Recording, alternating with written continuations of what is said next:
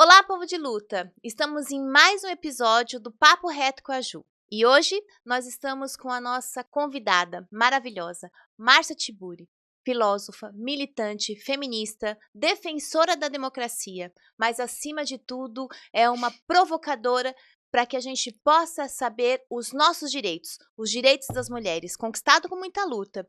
E hoje estou com muita alegria de receber essa querida companheira, Márcia Tiburi. Oi, Juliana, tô tão feliz de encontrar você nesse papo reto, achei essa iniciativa maravilhosa.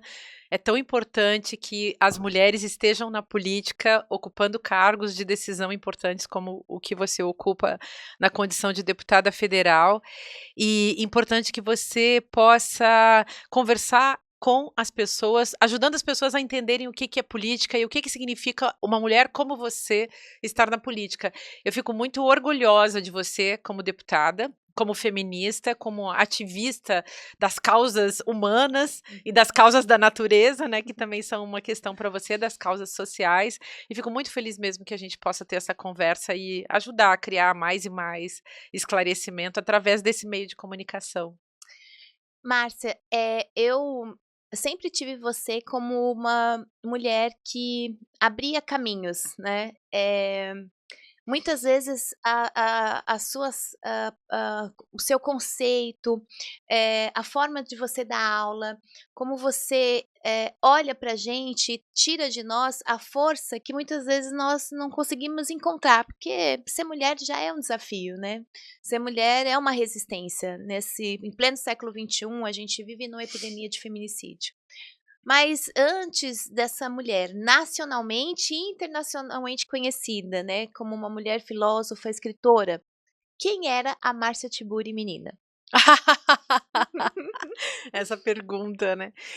Então, eu era aquela garotinha estudiosa, morando numa cidade muito gelada, que eu nasci no Rio Grande do Sul, né, eu nasci na Serra Gaúcha, e num lugar, assim, muito bruto do ponto de vista geopolítico, eu acho, muito longe de tudo, numa dessas cidades em que a desigualdade era muito evidente, então já a desigualdade de classe, né, Uhum. os ricos e os pobres, os donos das terras e os sem terra.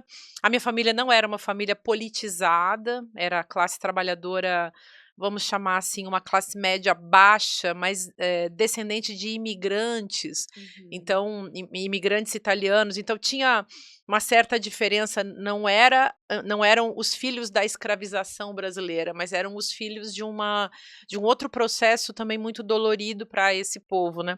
Enfim, então eu fui uma menina muito estudiosa, estudei muito, desenhei muito e acabou que eu acho que eu transitei ao longo da história, passei, assim, pelos desafios que eu tinha que passar em função de ter estudado muito. Então fui uma menina que estudou filosofia, estudou artes, fui embora de casa, né, para estudar na cidade grande e nunca mais voltei, foi isso que aconteceu comigo, mas a minha politização veio através do feminismo.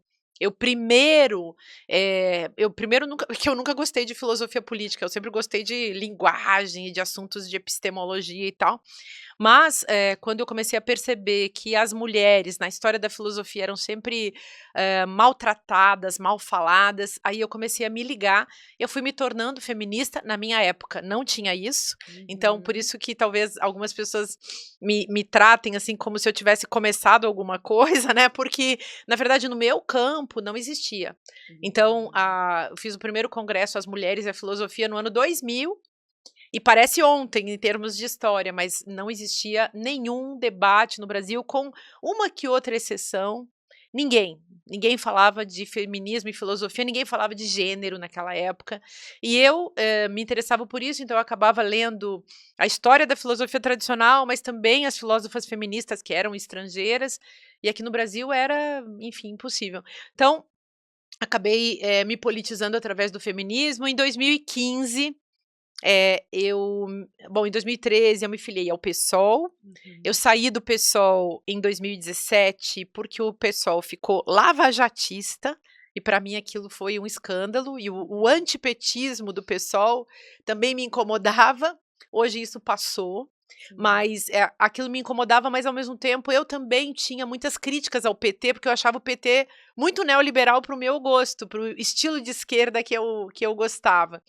E acabou que em 2018 eu acabei me filiando ao PT, então e depois eu tive experiências políticas, né, mas em 2015 teve uma coisa muito importante que eu propus foi um momento, assim, em que eu propus a criação de um partido feminista no Brasil. Uhum. E aí ninguém quis, ninguém quis fazer isso, foi uma pena, e eu acabei sugerindo que a gente criasse um movimento que funcionava como partido, que foi a Partida, que foi a Uhum. bisavó de toda a movimentação por mais mulheres na política. Boa. Você já estava fazendo política, Sim. tinha outras mulheres que já estavam fazendo política, mas eu acho que ainda não tinha uma movimentação das mulheres da sociedade civil Uhum. rumo à modificação das mulheres, do número de mulheres e da fotografia do poder, como diz uma futura deputada lá da Bahia, Vilma Reis, a fotografia do poder tinha que mudar, né? Então a gente estava nessa movimentação assim. Então foi isso que eu fiz, fora escrever 300 livros, né? Mas eu fui essa menininha aí estudiosa, sempre fui muito nerd, era boa de matemática, gostava de tirar 10 no colégio e de uma família assim de pessoas que tinham estudado até a 4ª série. Agora, isso tudo, de se, colocar como uma das grandes vozes feminina e feminista, né, eh, te te deu pesos fortes, né, te modificou a vida. Eu me Ah, lembro, sim. quando num período, que você teve que se exilar, né, do Brasil, e teve que ficar fora, porque as suas posições, e principalmente depois que foi uma candidata, que eu ficava, assim, maravilhada que você foi para a linha de frente, foi ser candidata, né, mas eu também percebi que no período do golpe isso te deu, pesos e dores, né. E Foi. que foi um dos episódios, de ser essa voz feminista. Eu Foi. queria que você me falasse um pouco, né, ser essa mulher pública, Uhum, né, uhum. firme, que enfrenta o machismo e vai, eu falo que na ferida, né, desse machista que tenta ser, o melhor ou maior de nós, o que que isso, né, te provocou? Então, Ju, olha só, em 2015 tudo começou quando, em 2015, eu escrevi um livro chamado Como Conversar com um Fascista. Há um nexo evidente que acho que hoje em dia as pessoas já perceberam, né, esse Uhum. nexo que existe entre o fascismo e o machismo. Então, eu escrevi esse livro e depois eu continuei estudando esse assunto, que era um assunto assim que eu estudei ao longo da vida. Em 2020 eu publiquei um livro sobre o turbo tecno macho nazi fascismo, em que eu falei, por exemplo, das tecnologias políticas usadas por esses fascistas, que incluíam a cena daquilo que eu chamei de macho limítrofe, que é Uhum. aquele macho histérico, que é o cara que pega, bota faz musculação, bota uma camisa bem apertada, corta o cabelo militar e pega a placa da Marielle e rasga na frente de todo mundo Sim. para dizer: eu faço o que eu quiser, eu sou violento no último nível da violência, eu sou capaz de tudo. A mensagem que esses caras mandam é: eu sou capaz de tudo. Quando o Bolsonaro, em 2016, fez aquele discurso falando do Ustra, ele estava Sim. dizendo que ele era capaz de tudo, e ele foi capaz de tudo. Uhum. Quando, na época em que ele era presidente da República, ele ria das pessoas que morreram de Covid, que estavam sufocadas naquele sofrimento tenebroso, ele estava mostrando que ele era capaz de tudo. Quando ele deu o golpe e fugiu para os Estados Unidos e depois chamou os seus seguidores de imbecis, de Uhum. idiotas, ele estava mostrando que ele era capaz de tudo. E até os otários, porque ele tratou as pessoas que seguiam ele como otárias. E tem gente que continua sendo esse otário, né? Enfim. Então eu comecei falando desses fascistas e aí fui aprofundando o assunto sobre os machistas. E em 2018 eu publiquei um livro chamado Feminismo em Comum. Você, Uhum. lembra desse livro? A gente já falou sobre ele. É um livrinho de introdução ao feminismo. Ali Começou uma nova etapa de perseguição e de delírio para cima de mim, que não é nenhuma novidade. Você sofre esse tipo de coisa, Manuela Dávila, e a gente Uhum. pode, Manuela Dávila e tantas outras, mas a gente pode citar uma figura que foi a mais perseguida, a mais massacrada, que foi Dilma Rousseff. Ó, a gente Sim. tem o exemplo da infeliz, triste, do assassinato político, do feminicídio político que foi a Marielle Franco, mas a Marielle era uma vereadora na dimensão dela lá, Uhum. da dimensão que ela vivia no Rio de Janeiro, ali, e foi visada pelas milícias. Para mim, essa história da Marielle ainda não ficou totalmente Pra explicada. mim também Vai não. aparecer o resto que falta de contar essa história, que, a meu Sim, ver, envolve a família Bolsonaro. sim. Mas a gente tem Dilma Rousseff, que em 2016 ela foi perseguida durante todo o seu mandato, ela foi vítima de todo tipo de misoginia. Todo mundo vai se lembrar daquele adesivo que se usava nos carros, que a pessoa, o bolsonarista lá daquela época, que a gente nem chamava assim, era um fascista, né, um misógino e um odiador de mulheres, né. O sujeito que botava no seu carro aquele adesivo que botava a cabeça da Dilma e era um adesivo que tinha uma mulher, né, um corpo de mulher Sim, que era um corpo de mulher para ser estuprado pela bomba da da gasolina gasolina. quando o cara parava no posto de gasolina. Então era um exercício simbólico de estupro contra a presidente da república, que deu no que deu, que levou o Brasil a esse afundamento. Eu acho que, para nossa sorte, foi eu chamo assim de grande e histórico tropeço. O Brasil inteiro que votou no Bolsonaro deu com o nariz no chão e saiu quebrado. Foi um atraso gigantesco esse período em que o Bolsonaro foi presidente da república. E eu, Juliana, como você e como tantas das nossas companheiras e até mesmo muitos dos nossos companheiros, em que pese que também o esquerdomachismo é um assunto, Existe. né, que veio à tona com muita força, muita gente esqueceu, abandonou a Dilma, mas nós não abandonamos. Eu me lembro quando eu fui para o Palácio do Planalto, junto com outras companheiras feministas, para apoiá-la. A Dilma ficou muito próxima a mim. No dia do Senado, ela me convidou para tomar café com ela. Eu fui, eu assisti aquele horror. Eu quase cuspi na cabeça do Aécio Neves, que estava lá embaixo, mas eu não fiz isso porque eu sou uma pessoa republicana, mas assim, eu vi. E eu pensei, se eu fosse uma pessoa do mal, se eu fosse uma pessoa desnorteada, teria feito um gesto desses grotesco, mas a gente não lida com esse tipo de coisa, né. Uhum. Agora, a gente sabe como que funciona, só que a gente não repete esse tipo de jogo nojento. E, então, quero dizer, fui atacada porque Dilma foi atacada e eu fui defender Dilma, como você também. Então, isso é um fato. A sociedade é misógina, vai atacar a principal, a cabeça de todas as cabeças, quero dizer no sentido da importância do seu cargo, e você, como deputada, tem que viver enfrentando esse tipo de coisa. Eu sou uma filósofa, uma escritora hoje, né, uma professora independente, mas, enfim, tô sempre tentando também colaborar com a esfera pública. Eu sempre achei que o nosso dever de pessoas pensantes, de pessoas que têm Uhum. esclarecimento, era dar alguma contribuição na esfera pública, que é a função também que um programa como esse seu exerce. Então, uma colaboração para que as pessoas reflitam, pensem, entendam os jogos de poder que estão envolvidos no processo de na discursividade, né, nos processos linguísticos, eh, seja na discursividade de um político, no discurso religioso, seja no discurso da mídia.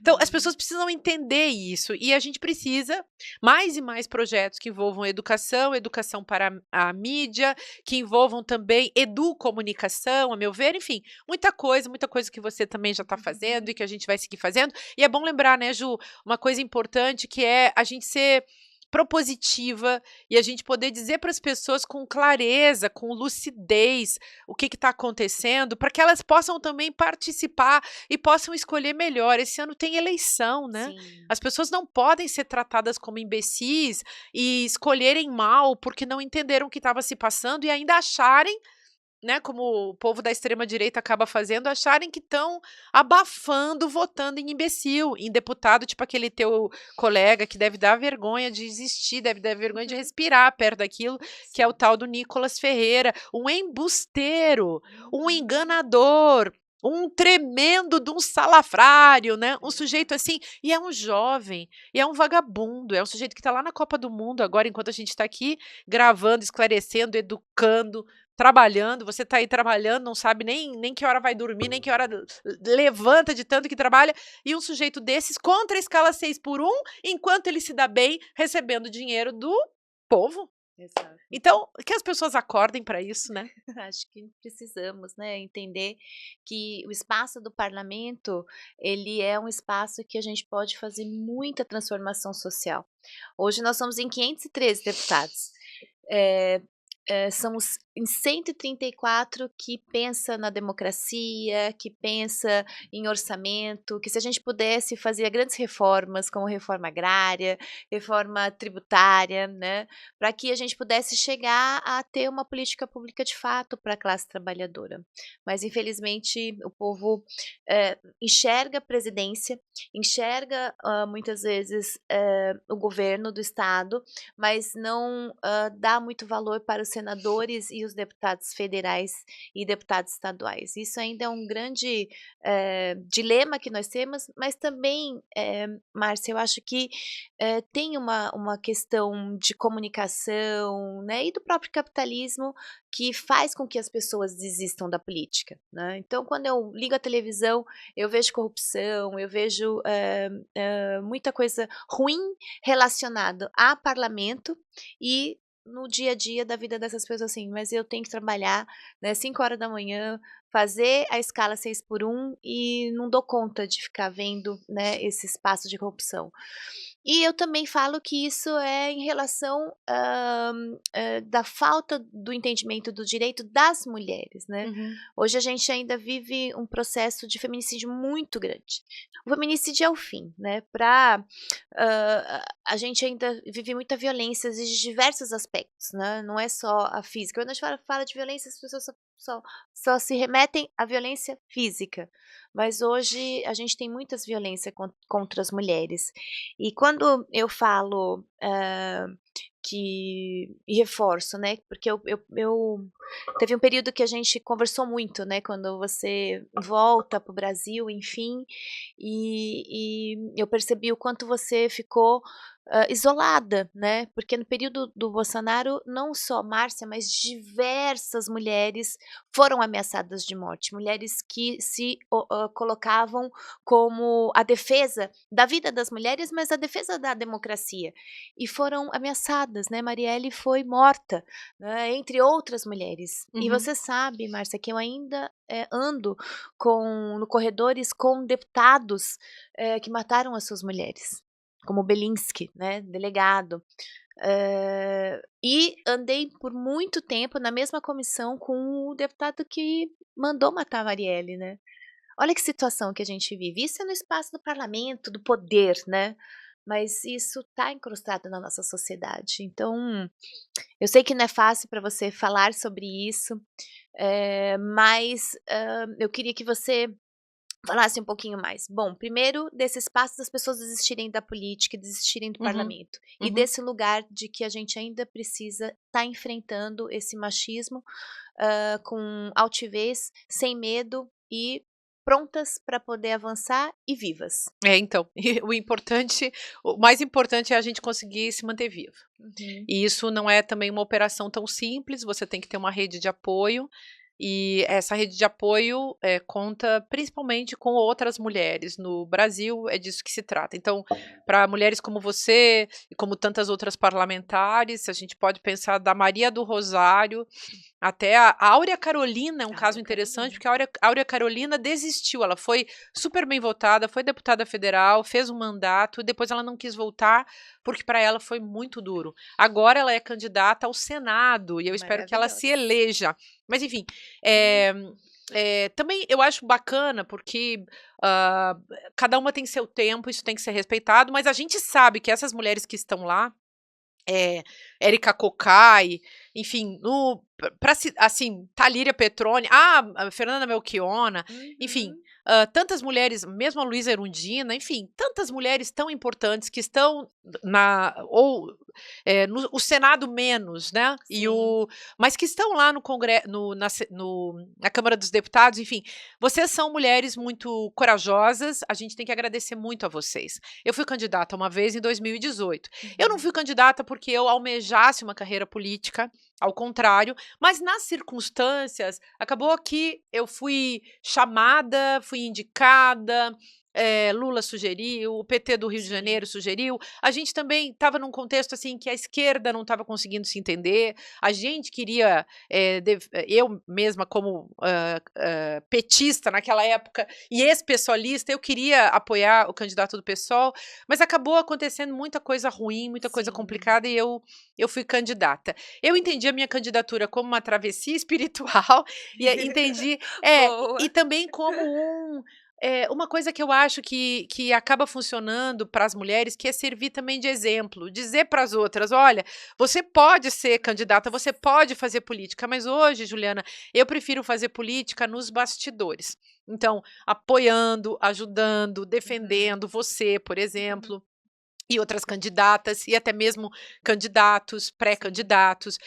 Eu defendo, assim, pessoas pelo Brasil afora, mas esse outro lugar da política que me interessa muito é a política justamente como estratégia de pensamento, como luta pela reflexão, que já era a minha luta antes no Brasil. A luta pela linguagem, pelo pensamento crítico, pelo pensamento lúcido, sem o qual a extrema-direita nada de braçada, porque o que faz a extrema-direita? Destrói a capacidade de pensar das pessoas, através de discursos mistificadores, enganadores, por isso que eles investem tanto, investem industrialmente em mentiras, em fake news.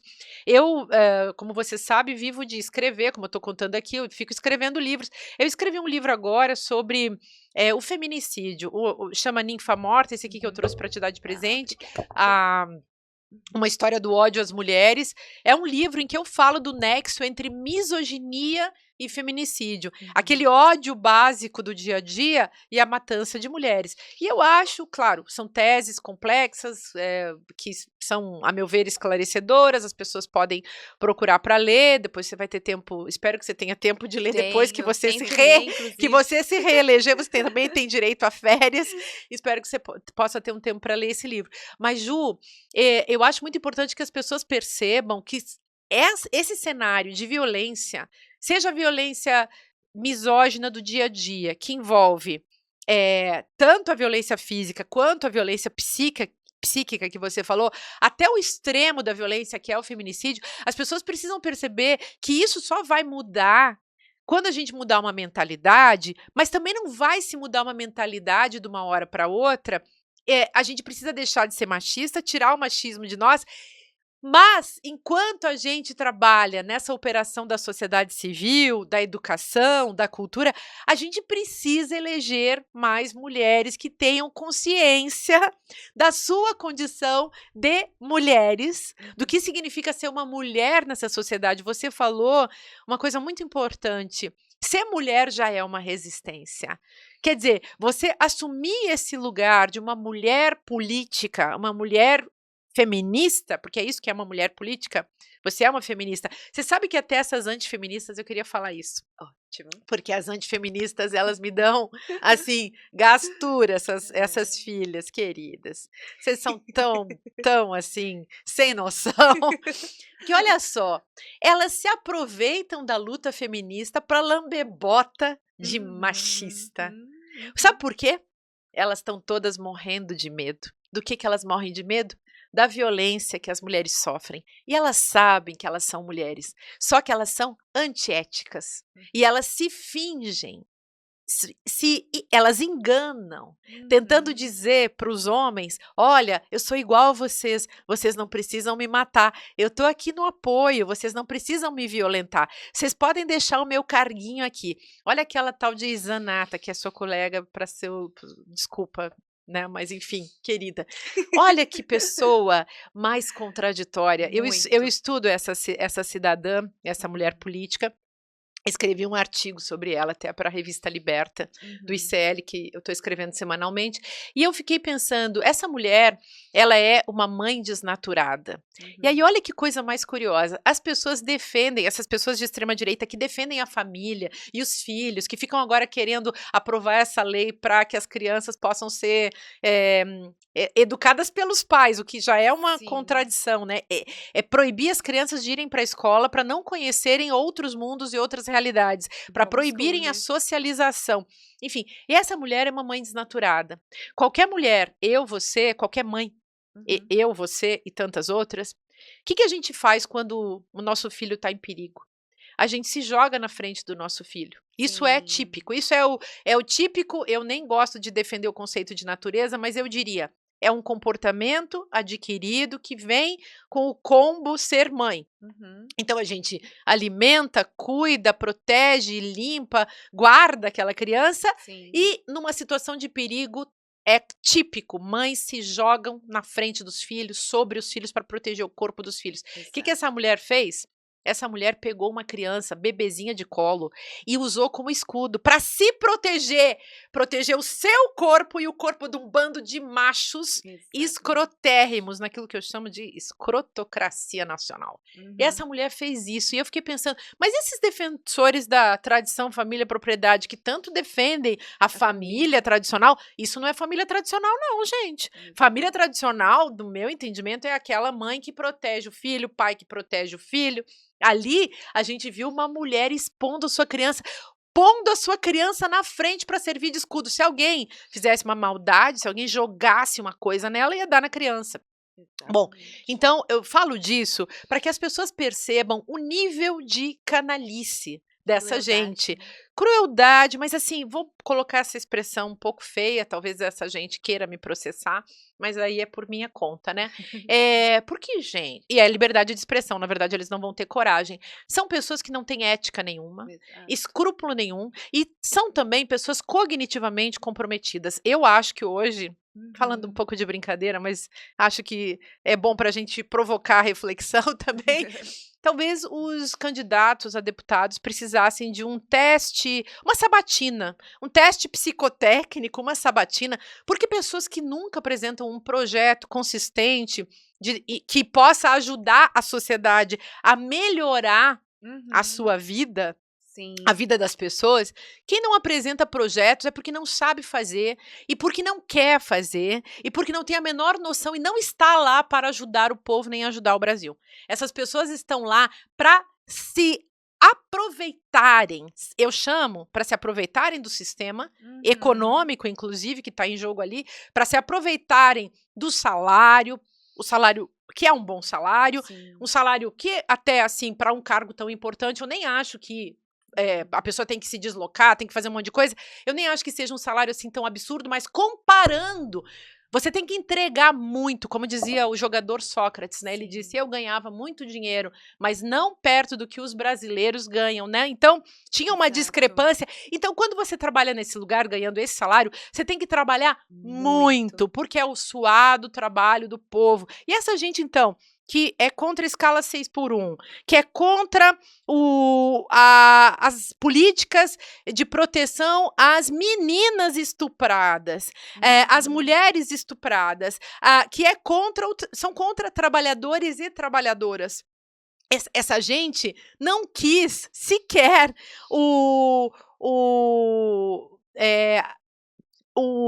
como chamou isso? Ai, peraí, gente, que agora me escapou. Essa gente não quis sequer defender a tributação, a reforma tributária promovida pelo Haddad e o Lula, que implicava a isenção de impostos até os tais 5 mil reais. Essa gente que ganha 40 e poucos mil reais e que vivem lá naquelas emendas e que tem esse negócio do orçamento secreto também que tem que ser investigado, que é uma coisa espúria. Então, assim, eu tô falando tudo isso, Ju, porque eu, como mera cidadã, eu fico, como todo mundo, muito indignada. Mas, assim, acho que eu tô tentando enxergar o que se passa e fazendo da minha fala também um exemplo de reflexão para que as pessoas reflitam. Porque cada um de nós vai refletir a partir do seu lugar. Que Exato. lugar é esse? Eu sou uma professora de filosofia, eu sou uma pensadora, uma escritora, eu tenho tempo, eu me dedico a escrever e falar com as pessoas hoje em dia. Eu tenho Sim. tempo para estudar isso. Como você falou, o trabalhador que acorda às 4 da madrugada, às 5 da madrugada, que passa 2 horas aqui em São Paulo no metrô, passa trabalho aqui debaixo dessa prefeitura horrorosa, desse Ricardo Nunes, que está até Uhum. aqui de corrupção, e Sim. esse estado horroroso desse Tarcísio também, até aqui de corrupção, esses caras, a meu ver, se o povo acordar, eles nunca vão ser eleitos, porque eles deviam ter noção, as pessoas precisam ter noção do que isso significa. Então, eu também falo desse lugar da pessoa indignada, sabe? E da Exato. mulher indignada, e da feminista indignada, e da pessoa que Uhum. olha diariamente para as violências sofridas pelas mulheres e percebe que essa política, que a instituição política, se a gente pensar o Estado, se a gente pensar os governos, os legislativos, estão tão ocupados de homens que fazem políticas para eles mesmos. Eu sempre falo Exato. que eles fazem política por narcisismo e que as feministas fazem política por necessidade de sobrevivência da sociedade e porque nós aprendemos o cuidado, né, Juliana? É isso que move você a fazer política. E você e tantas outras mulheres que estão aí nessa coragem fora do comum de entregarem a sua vida a esse contexto de organização das lutas que tem nos cargos de decisão um espaço fundamental. Uhum. Então, eu acho muito bacana esse diálogo entre como você, alguém que está lá nesse lugar de decisão, podendo fazer leis, e uma pessoa como eu, que estou aqui escrevendo livro, refletindo, tentando pensar e articular as mulheres para que elas façam mais política, seja se candidatando, seja ajudando uma mulher a seguir em frente. Exato. Eu acho que uma das coisas que as pessoas falam muito, eh e que não entendem a palavra feminismo. Eu venho de um lugar, de comunidade de base, periférica, e, desde muito jovem, dentro da comunidade, mesmo sendo progressista, não se falava do feminismo. E até recentemente, quando eu fui vereadora, né, já, no primeiro mandato, que eu tinha 26 anos, eu não tinha tanta clareza, Márcia, da relação feminista, né, porque é uma palavra que ela era como se fala de feminismo, fala de bruxa, Aham. fala de feminismo, fala de coisa ruim. Só que o feminismo, ele essa palavra é uma palavra, na minha opinião, que ela é de libertação, mas ela também é uma palavra de busca de direitos, né. Sim. Então, lutar pela creche, lutar, contra a violência, lutar por salário digno, igualdade salarial, que ainda em pleno século XXI nós não temos a igualdade salarial entre homens e mulheres na mesma função. Foi um projeto de lei que, pensado pela Câmara, passado pela Câmara, governo do presidente Lula sancionou e era para estar sendo executado em todo o nosso Brasil. Mas nós temos estado, como Santa Catarina, que entraram na justiça para que não, se pague o salário igual, entre homens e mulheres. Mas Quem eles fez isso foi aquela Zanata também? também ali, Gente, assim, mas, empresas privadas, mas Ju, nacionais e multinacionais. se uma deputada propõe um negócio desses, o salário dela tem que ser cortado. Aliás, a grande contradição, Sim. né? Se uma pessoa acha que mulher não pode fazer a mesma coisa que o homem, vá para casa, minha filha. Uhum. Vá lá se submeter escolha um marido bem agressivo e fique lá submetida. É inacreditável, né? Exato, a É gente muita tem mistificação. a nossa Fico passada. ministra, a nossa ministra Márcia Lopes, ela, outro dia teve uma reunião nossa das senadoras e deputadas, que ela estava pedindo ajuda, né, para que a gente pudesse fazer intervenções, do Congresso, né, junto ao judiciário, para poder barrar esse absurdo, porque tem estado que ainda topa, fala: "Ok, sim, realmente colocar o salário entre homens e mulheres vai ter desemprego", que é sempre é sempre esse mesmo discurso, né, contra nós. Mas também, o ser feminista é, acima de tudo, trabalhar para que a gente tenha comida na mesa, né. E você tem muitas mulheres, que são mães solos e que não defendem a causa das mulheres, Uhum. mesmo ela tendo que todos os dias passar por situações, né, difíceis e constrangedora. O que que você diria, né, para que nós mulheres entendêssemos sobre a palavra feminismo? Então tem umas palavras que assustam, né, Uhum, e o feminismo historicamente é uma palavra que assusta, porque é uma palavra da consciência, e tudo que tem a ver com consciência assusta. Então uhum. quando, a crítica também assusta, né, Ju. As É. pessoas ficam assustadas quando você aponta as falhas de uma instituição, de um sistema, de uma pessoa. As pessoas ficam com medo, como se falar em feminismo, sei lá, o que que vai acontecer se a gente falar mais em feminismo? Vai acontecer como acontece na Europa, que as mulheres têm uma vida mais justa, mais digna em diversos países, que as mulheres Uhum. podem. Eu me lembro, assim, de uma amiga minha, que hoje ela já tem uns 80 anos, ela morou na França a vida inteira, e ela eh, teve 3 filhos, mas também fez uns 3 abortos, mais ou menos.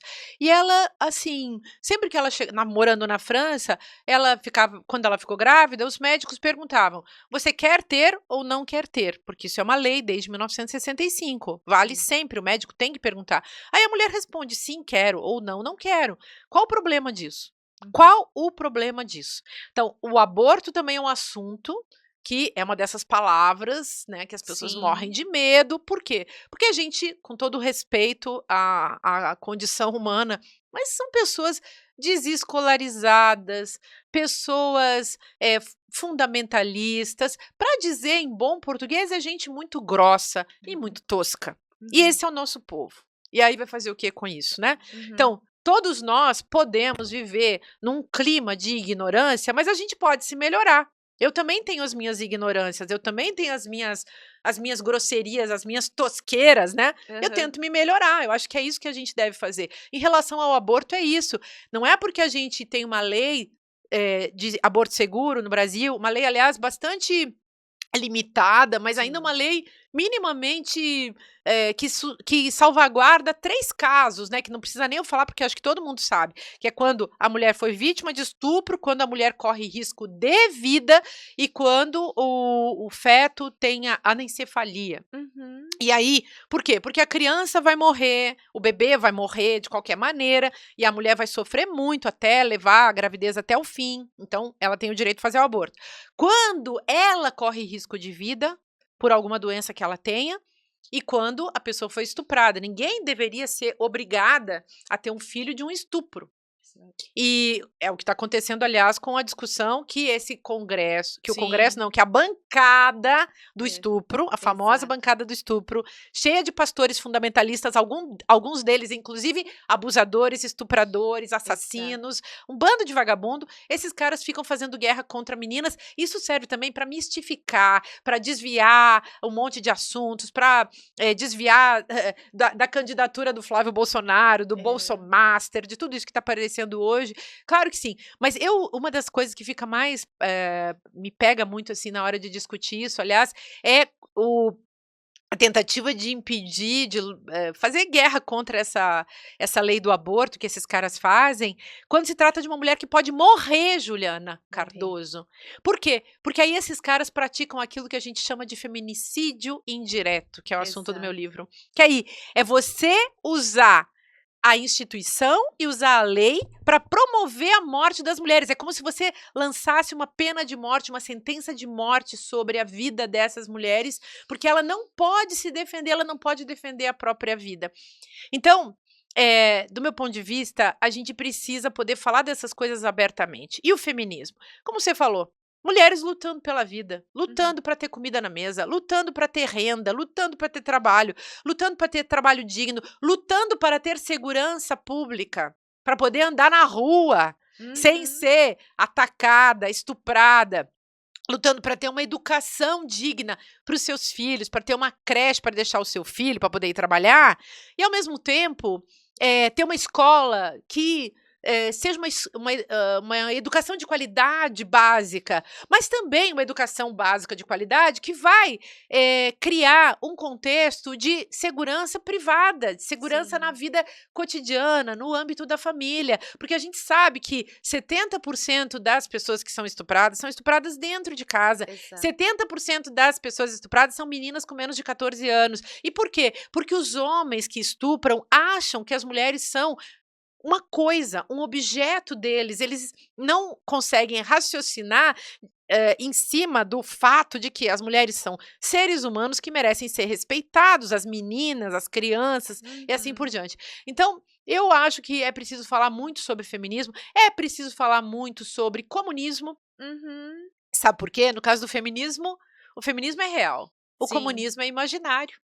E aí, nós de esquerda temos que falar sobre isso, porque Ótimo. a extrema-direita É. inventou o comunismo Uhum. imaginário da cabeça deles. Para quê? Para fazer mistificação. Uhum. Quando um bosta como o Nicolas Ferreira fala em comunista, ele Sim. e os assemelhados dele, os Bolsonaro falam em comunista, essa gente toda, aqueles Sóstenes Cavalcante, que é uma das pessoas mais burras do mundo, quando esses caras falam contra os comunistas e contra as feministas abortistas, Juliana, eles estão criando uma mentira gigantesca. Nem existe. Quando assim uma pessoa diz, eu sou comunista, é só assim por um. Não faz sentido, não nem tem comunista no Brasil. O PCdoB e o PCB, que me perdoem, mas assim, são ideias na verdade, eu acho que eles são uma tentativa de defender a democracia. Porque assim, comunista mesmo não existe, não tem como, né, gente? Vivendo no capitalismo, todos nós somos sobreviventes. Podemos ter Verdade. utopias, a Aham. utopia de uma sociedade romântica em que todo mundo seria feliz, Uhum. o feminismo é a mesma coisa. Só que o feminismo é uma luta muito concreta e Exato. é uma luta para todo mundo e não se confunde. Eu até acho que o feminismo substituiu o comunismo. Só que isso também é um assunto longo que a gente pode debater uma outra hora. Mas para finalizar, Ju, em relação a essa questão, o importante é que a gente possa falar, esclarecer, trazer lucidez para esses tópicos, porque do contrário, as pessoas vão continuar comprando esses clichês, essa mistificação, essa enganação, esse tratamento que a extrema-direita, inclusive essa educação de extrema-direita, tipo Brasil Paralelo, traz para as pessoas como se as pessoas fossem imbecis e não fossem Sim. capazes de raciocinar.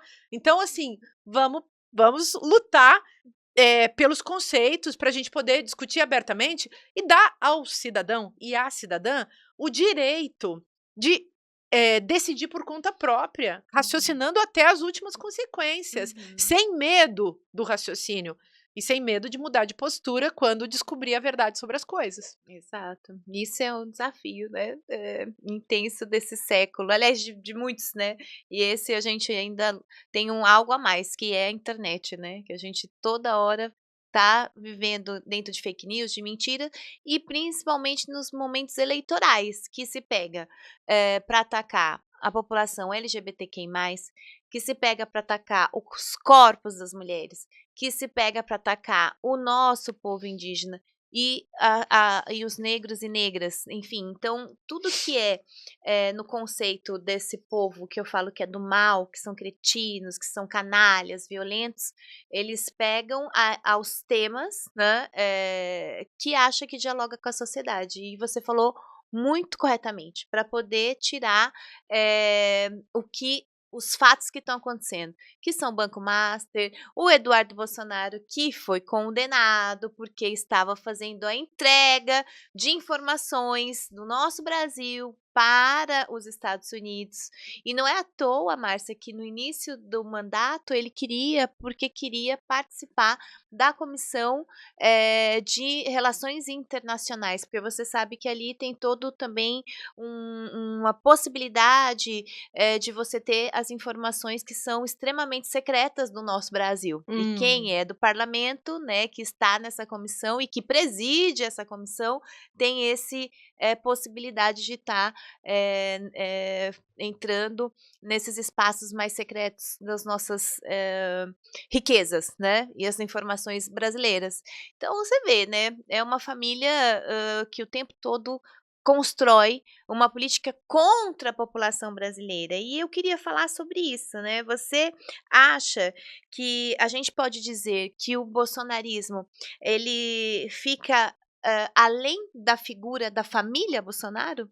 Como que você está Ju, vendo? eu nunca gostei do termo bolsonarismo. Ao longo Uhum. desses anos eu venho falando que acho uma tentativa de dar um peso gigante para uma coisa que tem um peso, sim, num tempo histórico. Bolsonaro é, do meu ponto de vista, um grande tropeço na democracia brasileira, mas em termos históricos não passa de um tropeço que precisa ser reorganizado. A gente precisa se levantar e seguir em frente, caminhando, né, com as pernas inteiras da democracia.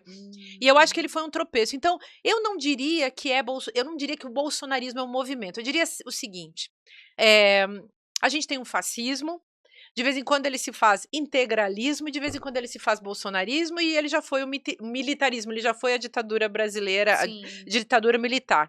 Eh, eu chamo de tropeço, em que pese que um tropeço pode deixar a gente bem arrebentado e causar muitos efeitos horrendos, como de fato aconteceu com esses 3 momentos que eu acabei de citar, integralismo, ditadura militar e também esse bolsonarismo, mas eles são passageiros.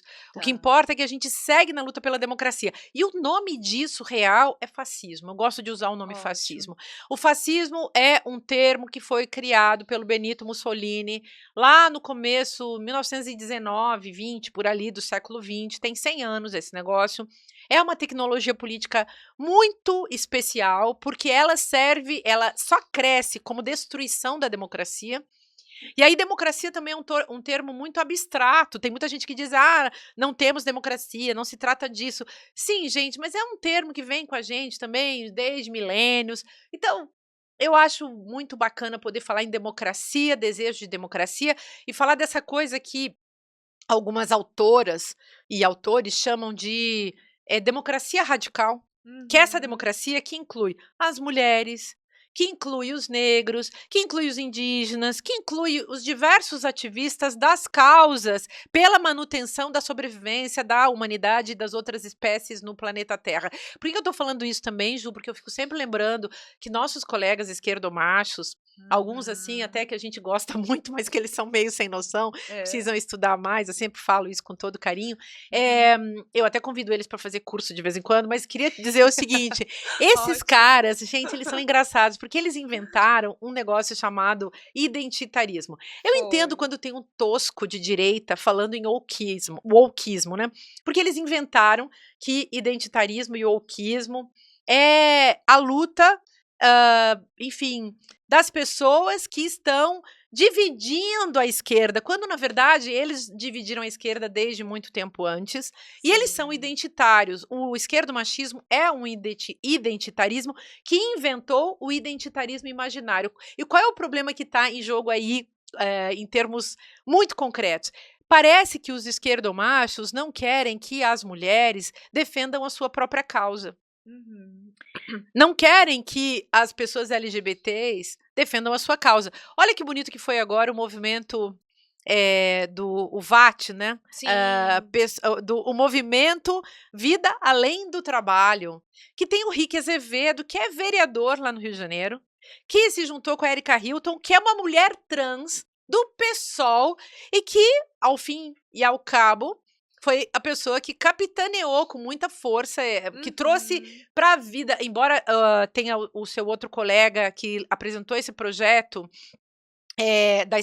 da diminuição da escala 6 por 1, o Reginaldo, Lopes? Lopes, quem botou isso na cena foi o VAT junto com Foi. a Erika Hilton. Então, por mais que o Reginaldo seja maravilhoso e que o PT seja maravilhoso, eu achei maravilhoso também que uma mulher trans tenha trazido isso pra cena pra mostrar o quê? Que a classe trabalhadora, as mulheres, as pessoas trans, as pessoas indígenas, é tudo trabalhador, gente. O microempresário não deixa de ser um trabalhador, vamos lembrar disso. É a classe trabalhadora que é diversa sexualmente, do ponto de vista do gênero, do ponto de vista da raça. E aí tem um negócio que esses caras que fazem o discurso do identitarismo imaginário precisam saber, que é o feminismo interseccional. eles também podem ser feministas interseccionais, desde que eles lutem pelas mulheres, porque lutar pelas mulheres é lutar pelas trabalhadoras, gente. As trabalhadoras que trabalham mais do que os homens. Temos que lembrar disso diariamente. Uma mulher tem tripla jornada. Exatamente. Um homem trabalhador trabalha muito, rala muito. A mulher dele, a esposa dele, trabalha mais ainda. A mãe dele, a filha dele, a irmã dele. E assim por diante. Então, vamos lembrar disso, né? Que a classe trabalhadora tem gênero, tem raça, tem localização geopolítica, né? Então, tudo isso, tem religião. Às vezes não, tem os ateus também. Então, é bom lembrar disso, ela é diversa, ela é múltipla. Eu gosto muito do PT também por conta disso, Juliana. Eu acho que o PT é um partido que tem todo mundo, sabe? E tem até gente sem noção. Tem. Então, Muito. então é isso, sabe? Mas a gente vai se melhorando, a gente vai dialogando e a gente vai aprendendo uns com os outros. E eu acho que a melhor coisa é a gente realmente poder falar sobre tudo isso abertamente para desmistificar o cenário do puro discurso e partir para debate, para diálogo, para desmistificação desses termos, sabe? Maravilhosa, maravilhosa. E com tudo isso, a gente ainda tem que temer uma possibilidade de não ter a democracia brasileira? E é uma outra pergunta: por que que essa extrema direita tem tanto medo das mulheres? Uhum. Então, a democracia é uma coisa que a gente constrói no dia a dia. Pensa um relacionamento amoroso. Você tem que se ocupar de todo dia regar aquela planta, né? Vamos usar essa metáfora vegetal, assim. Mas é como com um filho, né? Você educa uma criança, um relacionamento com o filho, você também tem que diariamente pensar naquela criança, no que ela vai comer, de como ela vai ser educada, que valores ela vai carregar na vida. E você tem que se tornar amigo daquela pessoa para que ela tenha um referencial na vida. Enfim, falei do relacionamento amoroso, falei do relacionamento com os filhos e assim por diante. A democracia é uma coisa que requer cuidado sempre. Precisamos de muita atenção, de muito cuidado para com a democracia. Tanto, vamos chamar assim, né, os esquerdomachos quanto os direitomachos não são muito apegados ao cuidado. O cuidado é um assunto feminino. E eu acho até que o Lula sabe? O Lula tem essa coisa da noção do cuidado, até porque ele é muito marcado pela figura da mãe dele. Ele imagina, pela primeira vez a gente tem uma secretaria de políticas do cuidado num governo brasileiro. Então, eu acho que o Lula e o PT têm essa noção das mulheres, que precisa ser muito cuidada também para a gente não retroceder. Enfim, mas se trata disso, sabe, Ju, da gente poder fazer política tendo em vista o cuidado, e o cuidado é uma questão que as mulheres aprendem na sua cultura, o projeto que a gente no nosso design existencial, é disso que a gente está sempre, é com isso que a gente está sempre tratando, né? Que o cuidado seja uma prática e a democracia precisa ser cuidada. Então, não promover espaço para as mulheres é descuidar da democracia, sabe? Precisamos disso, cuidar da democracia para que o fascismo não avance, até porque, como tecnologia política, o fascismo, ele é muito rentável. Imagina, você deixa todo mundo trabalhando na escala 7x7, como alguns fascínoras da política propuseram há pouco, gente da extrema-direita, senadores, propuseram a escala 7x7, ou seja, a escravização geral. Isso é rentável para quem? Para aqueles 1% que são os grandes empresários que exploram o trabalho do povo e que não têm a dignidade de reconhecer que o dinheiro que eles ganham vem do sacrifício físico e psíquico e diário e cotidiano dos outros. Então, tudo para a sua família e nada para a família dos outros. Tudo para o seu bem-estar e nada pelo bem-estar dos outros. Nem os mínimos direitos. É muita crueldade. Então, temos sim que tomar muito cuidado em relação a isso. Desculpa. E por que que a extrema direita detesta as As mulheres? mulheres. Então, a extrema-direita detesta as mulheres justamente porque as mulheres fazem a política do cuidado, que é o contrário da política da violência exercida por Uhum. esses personagens da política, que são os machos limítrofes, cujos exemplos são a família Bolsonaro, Jair Bolsonaro, Flávio Uhum. Bolsonaro, o Eduardo Bolsonaro, agora condenado, todos serão condenados, Renan Bolsonaro, aquela figura hã, patética que é a Michelle Bolsonaro, que é uma figura patética junto com todas essas mulheres, tipo a Damares Alves, essas figuras de Uhum. extrema direita, que se fingem de docinhas ou falam meigo, assim, mas estão a Damares Alves, então, é pavorosa. A Michelle, pelo menos, agora tá lá cuidando do marido dela e fazendo o papel que, aliás, elas acham que é a grande coisa que elas podem fazer na vida, e assim ela deve permanecer,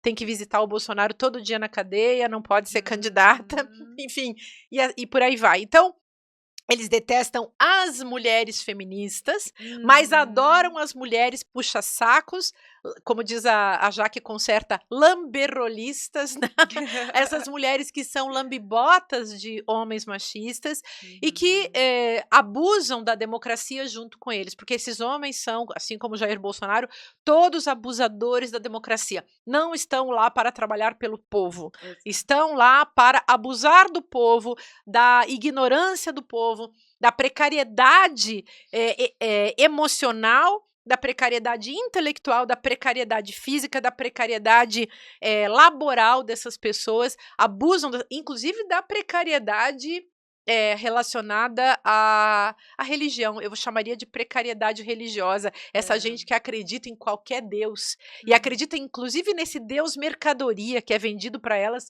com um sabonetinho, entendeu? Exato. Esse tipo de coisa que me dá, assim, muita tristeza de ver esses pastores abusadores que vão lá e leem a Bíblia para construir, como faz o Malafaia, para construir um discurso para Sim. extorquir o dinheiro da população. Assim, dá pena de ver o povo tão, sabe, tão, Uhum. assim, abusado. Abusado por essas pessoas abusadoras, né. A gente ainda vive um processo, de o tempo todo, ter que buscar os direitos da classe trabalhadora. E nós somos a maioria, né, o povo trabalhador é a maioria que sustenta inclusive esse Brasil, a economia, mas ainda não consegue ter a mesma devolutiva de um congresso.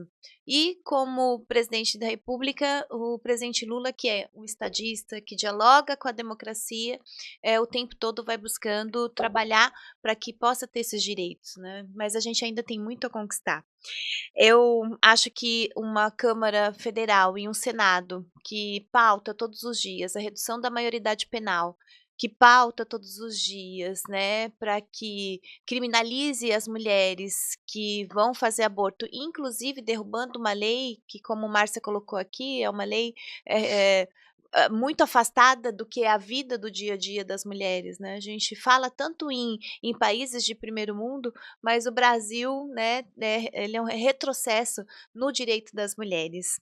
Mas a gente já está chegando no final e eu vou aqui fazer um pingue-pongue, espero que você tope, mas eu Vamos lá. queria saber, Márcia, quando você não está escrevendo, quando você não está estudando, quando você não está militando ou trabalhando, o que que você faz? Qual que é o seu hobby?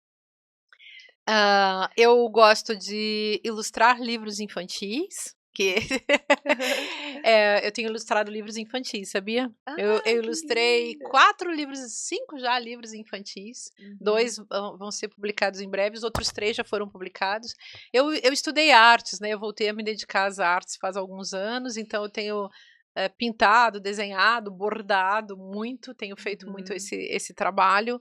E fora isso, o que mais que eu faço? Eu sou uma pessoa muito simples, Juliana, então eu moro sozinha, faço minha própria comida, Uhum. eh, de vez em quando dou uma caminhada. Eu sou uma pessoa muito simples, eu realmente gasto muito tempo lendo e escrevendo, sabe. Quando Uhum. eu terminei um livro agora, que aliás é o livro, que eu fui de 2018 até agora contando um monte de histórias, e aí eu tô numa entre safra dos livros e eu fico assim O que eu vou fazer agora, né? Qual é o próximo? Então, Aham, é muito difícil bom. para mim não estar escrevendo, mas eu tenho ilustrado livros infantis, tenho gostado muito. Coisa boa.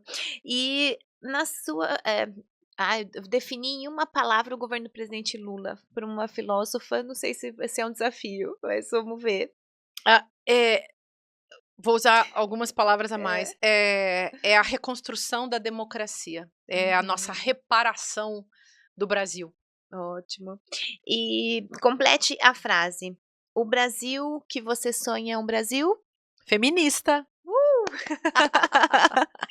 Muito bem, gente. Olha, infelizmente nós estamos encerrando, né? Se a gente pudesse, ficava aqui horas conversando com a Márcia, porque cada vez que ela fala, a gente quer falar junto, quer, né, colocar outros pontos, mas a gente está aqui nesse final do nosso bate-papo, espera, do nosso papo reto com a Ju, e quero agradecer demais a essa mulher incrível, né, que eu Querida. tenho gratidão mesmo. Eu falo que eu sou apaixonada pela Márcia, e quando eu tô em apuros ou quando eu acho que assim, olha, ai, eu não vou, não sou capaz, chega, quero desistir, eu pego, né, ou os livros, ou vou enxergando as entrevistas que ela fez ou as aulas que ela dá para poder me reenergizar, me reabastecer e dizer assim: nós mulheres somos capazes de estar aonde a gente quiser.